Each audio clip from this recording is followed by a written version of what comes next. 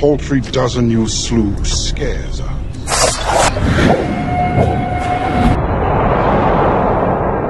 Avengers! To victory!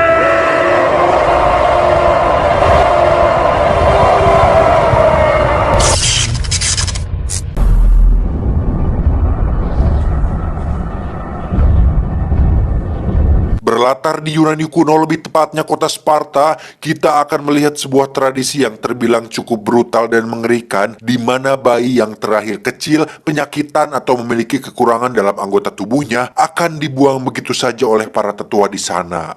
Or misshapen, he would have been discarded.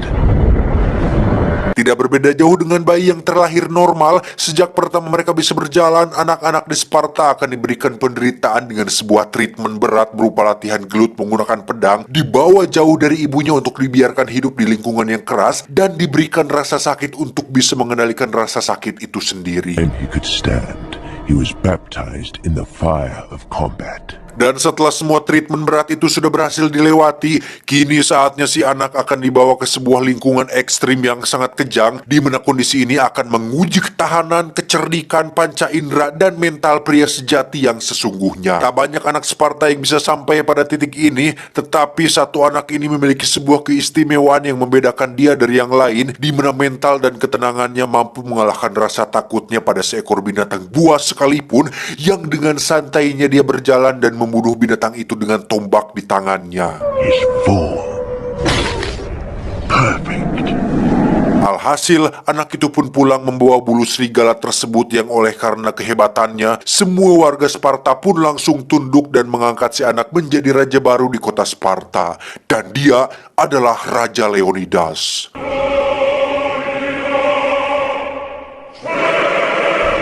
Dan inilah Tiruratus. Pedeng.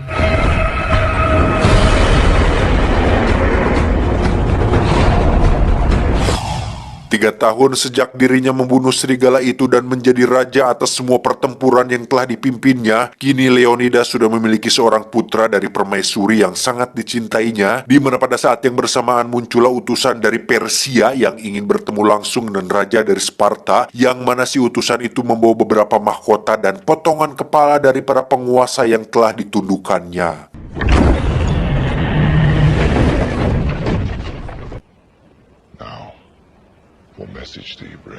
Kedatangan utusan Persia ini adalah tentunya untuk mengajak Leonidas sang raja Sparta untuk bergabung dengan sang dewanya para raja, yakni Xerxes. Nanti akan kita tahu seperti apa bebenguk si Xerxes ini, di mana Leonidas dan bangsanya akan hidup makmur, tentram, dan bergelimangan harta, asalkan dengan satu syarat, Leonidas harus tunduk di bawah sang raja di raja, yakni Xerxes dari Persia.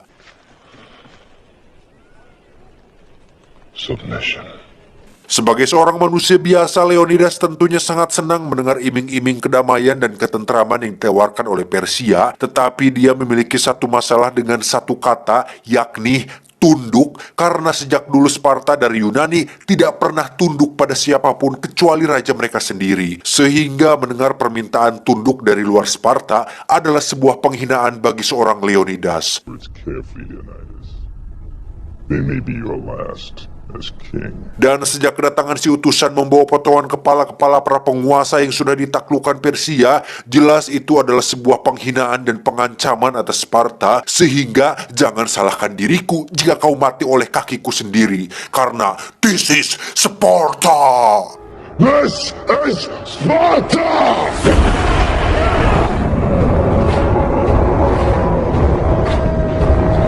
Karena sudah jelas bahwa akan terjadi peperangan antara Sparta dan Persia, Leonidas pun pergi ke sebuah bukit yang di situ terdapat pendeta para dewa kuno bernama Epor, di mana pendeta-pendeta ini merupakan keturunan cacat hasil perkawinan sedarah, namun sudah menjadi tradisi Raja Sparta untuk meminta restu mereka dalam melakukan sebuah peperangan.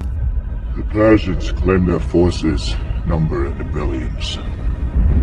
What do you offer? Dengan satu kantong emas sebagai imbalannya, mereka pun akhirnya mau berkomunikasi dengan para dewa dan mengatakan apa yang dewa sampaikan, bahwa ini adalah bulan Agustus yang bertepatan dengan festival suci dan kuno di mana Sparta tidak diperbolehkan untuk bertarung karena itu akan membuat para dewa murka dan meraju. Or at the time of the Carnea. Sparta will burn! Honor the Carnea!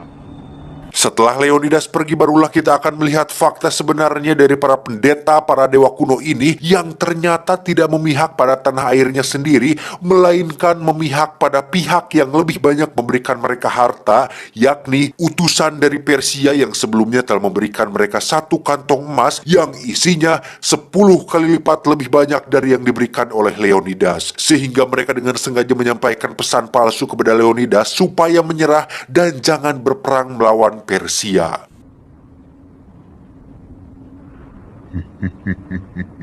Tanpa membuang waktu, Leonidas pun segera mengumpulkan pasukannya yang berjumlah 300 orang, pas tidak kurang tidak lebih, di mana salah satu mereka ada seorang pejuang yang nampaknya sangat, bahkan terlalu bersemangat hingga teriak bahwa dirinya rela mati untuk Raja Leonidas dan bangsa Sparta. Dia bernama Stelios, mantan pengendali benda metal, besi, dan barang bersifat magnetik yang dulu dijuluki sebagai Magneto. To the death!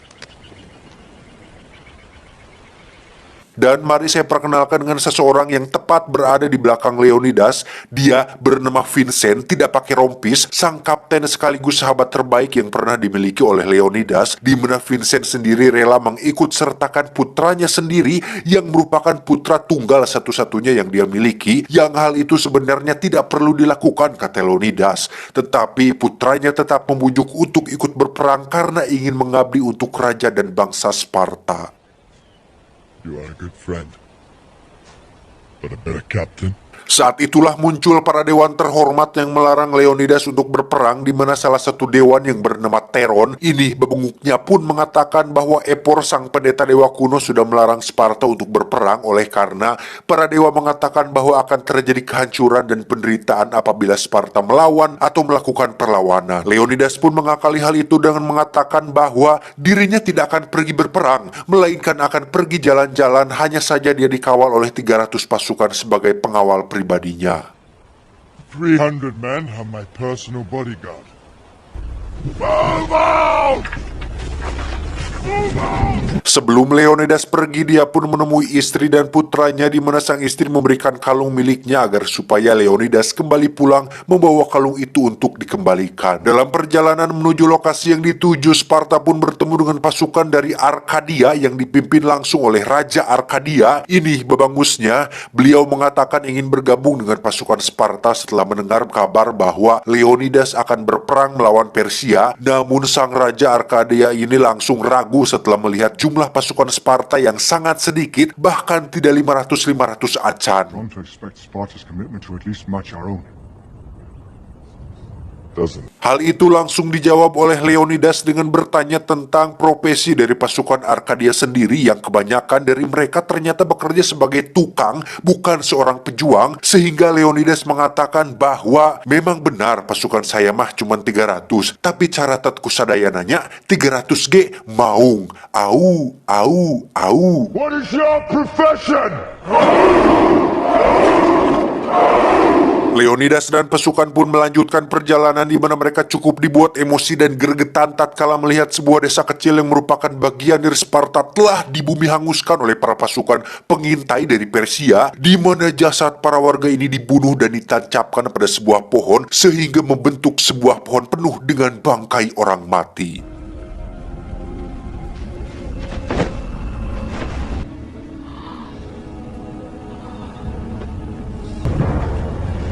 God's no mercy. Singkat cerita, mereka pun akhirnya sampai di lokasi yang bernama Gerbang Panas, sebuah jalan sempit yang diapit oleh dua bukit tinggi, di mana lokasi ini sengaja dipilih oleh Leonidas yang cerdas supaya pasukan Persia yang katanya berjumlah sangat banyak itu kesulitan mengerahkan pasukannya sekaligus dalam satu waktu. We march.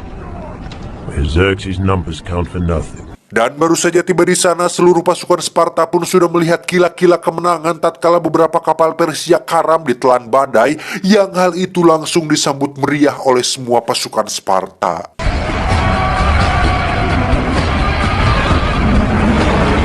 Namun betapa terkejutnya Raja Arkadia ketika melihat pasukan Persia yang tersisa ternyata masih banyak sekali yang tersisa loh. Padahal yang ternyata kapal yang karam tadi yang jumlahnya banyak mungkin hanya 5% dari pasukan Persia yang sebenarnya. Dan Raja Arkadia tidak kalah terkejutnya saat melihat Stelios justru tertawa melihat hal ini, yang dimana Stelios mengatakan bahwa dirinya merasa lebih beradrenalin melihat pasukan Persia yang begitu banyak oleh karena dirinya dan pasukan Sparta yang lain sudah dididik sejak kecil untuk berani mati sebagai pejuang di medan perang. Why do you smile? Ketika Stelios bersama pasukan lain sedang membangun tembok dadakan untuk mengarahkan Persia ke jalur gerbang panas, saat itulah muncul utusan Persia yang meminta mereka untuk menyerah oleh karena percuma saja membangun tembok. Karena sebelum mereka sampai di sini, Persia sudah lebih dulu mengirimkan pasukan pengintai untuk mengepung bukit ini, di mana pasukan pengintai itu pula lah yang telah membumi hanguskan sebuah desa kecil yang kita lihat tadi. Do you think the paltry dozen you slew scares us? Kesombongan dan kegedesungutan si utusan pun akhirnya ciut tatkala melihat pasukan pengintainya ternyata sudah menjadi mayat yang ikut ditumpuk di antara batu tembok penghalang, di mana Stelios langsung menebas tangan si utusan dan menyuruh kembali ke Raja Persia untuk menyampaikan pesan bahwa Raja Leonidas dan pasukannya tidak akan menyerah dan kalah begitu saja dari Persia. Go now. Run along and tell your Xerxes he faces free men here. Sementara itu ketika Leonidas dan kaptennya Vincent sedang mengobrol, muncullah seorang warga Sparta yang mohon maaf ya terlahir buruk rupa oleh karena hasil perkawinan sedarah bernama Ephialtes. Ini bebenguknya ingin berperan dan berkontribusi dalam perang ini. Ephialtes pun memberikan sebuah informasi penting tentang sebuah jalan rahasia yang mungkin akan menjadi titik kelemahan pasukan Sparta, di mana dia akan menunjukkan jalan tersebut jika dirinya diikut sertakan sebagai pasukan Sparta dan ikut berperang bersama di samping Raja Leonidas. I will earn my father's armor, noble king. Dengan sopan santun dan bijak, Leonidas pun menjawab bahwa tidak semua orang bisa menjadi prajurit karena diperlukan latihan dan mental yang sudah terasah. Sehingga jika kamu atau Ephialtes kamu ingin ikut berkontribusi, Leonidas menyarankan agar Ephialtes menjadi tim medis yang mungkin bisa membantu membawakan obat atau mengatasi pasukan yang terluka ketika perang telah usai. Hal itu jelas membuat Ephialtes kecewa yang justru membalik membenci rajanya sendiri, yang hal itu pun belum disadari oleh Leonidas bahwa Ephialtes akan menjadi pembawa bencana untuk bangsanya sendiri. Leonidas, you are wrong. Tibalah saatnya pasukan Persia menyerang. Leonidas langsung memerintahkan pasukannya untuk bersiap, dan 300 melawan ribuan pasukan Persia bukanlah apa-apa, karena ingat, didikan dan latihan mereka sejak kecil membuat mental dan otot-otot mereka lebih kuat dari siapapun, sehingga ketika seorang komandan Persia akan mengumandangkan perang, belum juga ngomong, dia sudah ditombak sampai dirinya ngajongkeng tidak walakaya.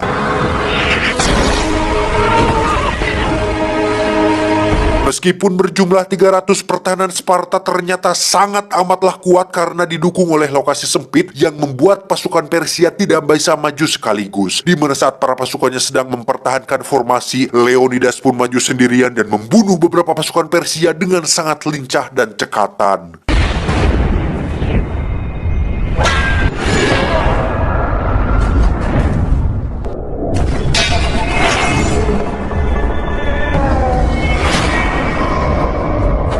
Setelah sisa pasukan digiring ke tepi jurang, muncullah ribuan bahkan mungkin jutaan anak panah yang memenuhi langit yang sampai nampak gelap seperti malam hari, di mana Leonidas dan pasukan Sparta langsung bertahan dengan perisainya dan justru malah tertawa melihat fakta bahwa pasukan Persia terlalu takut untuk menyerang langsung sampai-sampai menyerang mereka dari jauh.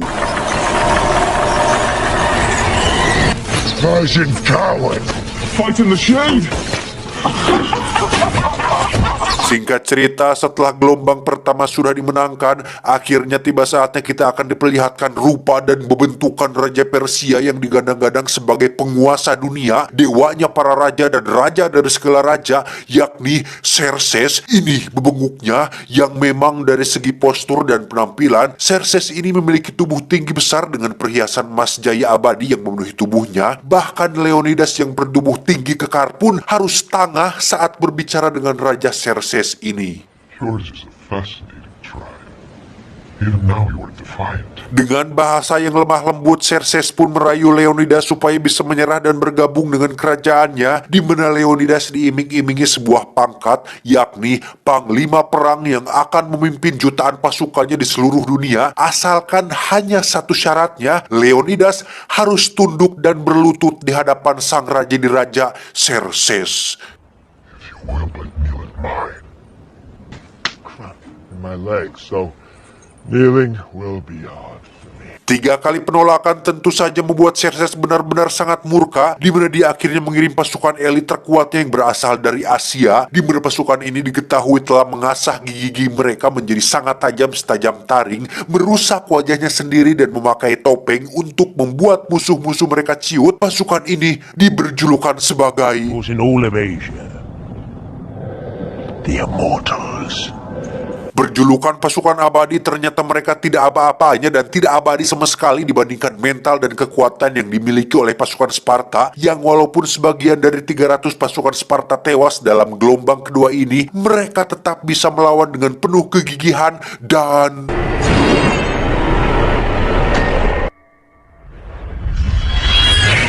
ya, pasukan abadi pun melepaskan jagoan mereka, yakni si monster yang memiliki tubuh tinggi besar dengan kekuatan setara 10 ksatria, di mana Leonidas dibuat kewalahan sampai dibuat hampir mati berkali-kali. Namun kecerdasan dan jiwa pantang menyerah yang dimilikinya tentu membuat Leonidas menang dalam pertarungan tersebut.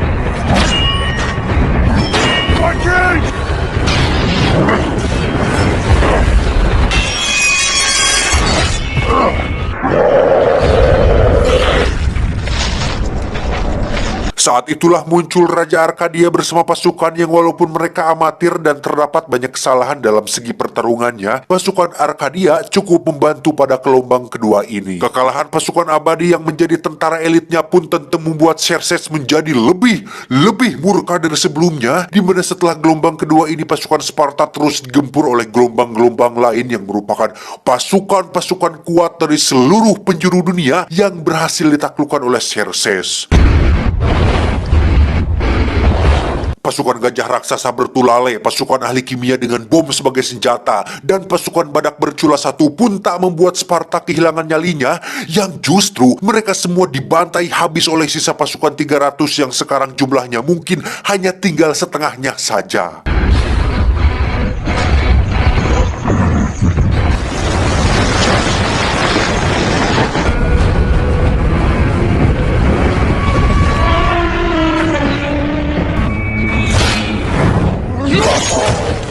Dan pada suatu titik, akhirnya sang kapten pun mengalami sebuah rasa sakit tatkala melihat putranya tewas dipenggal oleh pasukan yang datang secara tiba-tiba, di mana Kapten Vincent yang tadinya tenang pun seketika menjadi menggila dan haus darah. Bahkan ketika ditarik untuk diamankan pun diperlukan 3 orang pasukan Sparta untuk mengatasi Kapten Vincent yang sedang dalam kemurkaan.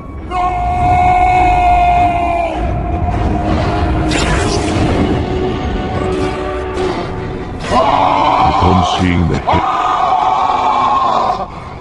captain's cries of pain at the loss of his son, Beralih ke markas Xerxes, di mana kita akan melihat Ephialtes ternyata memutuskan untuk menjadi bagian dari Persia, di mana sepengkhianat ini ternyata sudah sakit hati kepada Leonidas yang tidak mengikut sertakannya dalam peperangan, sehingga dia memilih untuk membinasakan bangsanya sendiri dengan memberitahu Xerxes mengenai sebuah jalan rahasia yang bisa digunakan Xerxes untuk mengepung pasukan Sparta dari jalur lain.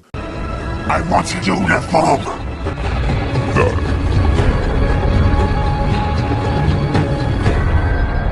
Hal itu pun berhasil diketahui oleh Raja Arkadia yang langsung menemui Leonidas untuk memberitahukan informasi tersebut, di mana dia dan pasukan Arkadiannya memutuskan untuk mundur karena merasa sudah tidak memiliki peluang lagi untuk menang. Dan apabila sang Raja Arkadia menginginkan hal itu, Leonidas pun mempersilahkannya untuk pulang sendiri tapi jangan minta ongkos. Spartans never retreat.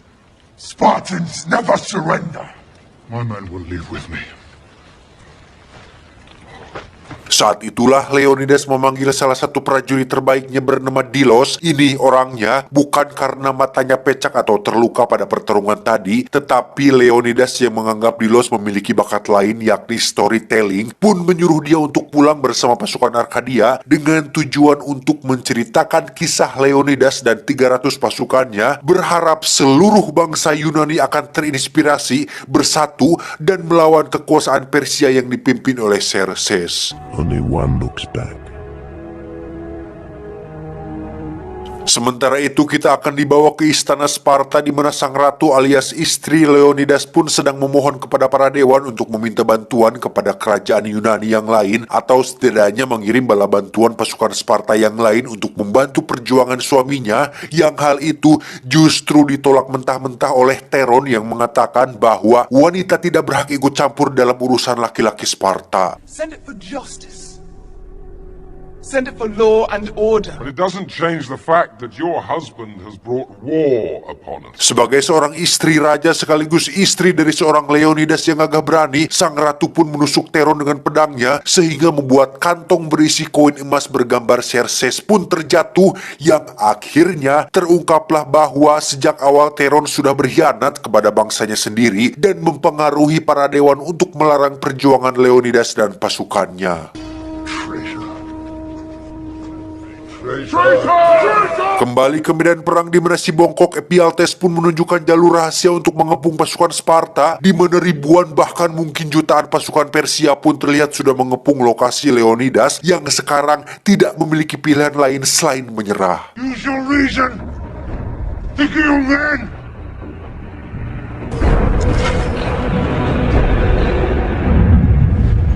Dan untuk kesekian kalinya Leonidas pun diminta untuk menyerah. Bahkan si ajudan Xerxes pun mengatakan bahwa dengan semua penghinaan yang telah Leonidas lontarkan, sang dewanya para raja alias Xerxes akan mengampuni semua kesalahannya. Bahkan jika Leonidas ingin tetap memiliki tanah Sparta, Leonidas dipersilahkan untuk memilikinya, dan pasukan Persia tidak akan pernah mengganggu atau mengambil sedikit pun sesuatu dari tanah airnya. Hanya satu yang Xerxes inginkan saat ini adalah Leonidas diminta untuk tunduk dan sujud di hadapan sang penguasa dunia, yaitu Xerxes, tidak pakai meses dan tidak pakai taburkan cinta.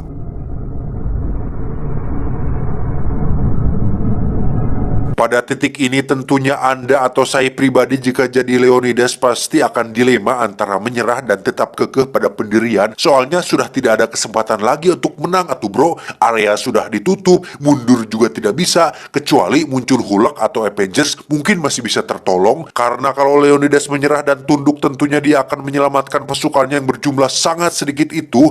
Atau jika Leonidas kekeh ingin mempertahankan harga dirinya sebagai seorang Sparta, dia tentunya akan mati dan menjadikan namanya dan pasukan 300-nya akan dikenang dan menjadi legenda di seluruh penjuru dunia. Every one of them ready to die.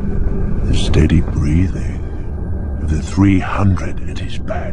Satu persatu perangkat perang Leonidas pun diturunkan, dimulai dari helm yang membuat kepalanya panas, perisai yang membuat tubuhnya keberatan, dan tombaknya yang disusul dengan kedua dengkulnya yang menyentuh tanah. Dan ketika Xerxes tersenyum disusul dengan si ajudan yang meminta Leonidas untuk bersujud, tiba-tiba His target is far away.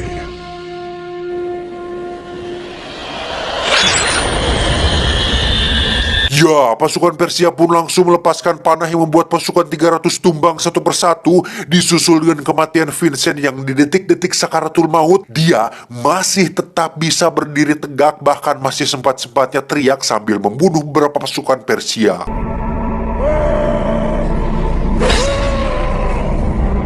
Selanjutnya ada Stelios yang sejak awal bertarung dengan hebat, di mana dia mengatakan bahwa dirinya sangat bangga bisa berperang bersama rajanya dan juga merasa terhormat bisa mati di sisi Leonidas yang gagah berani.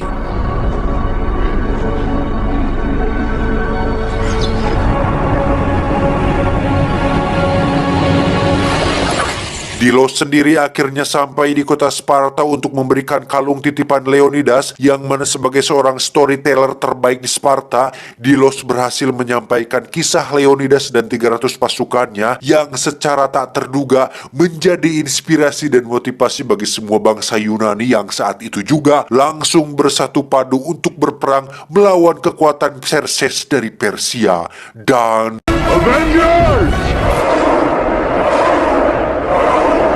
To victory!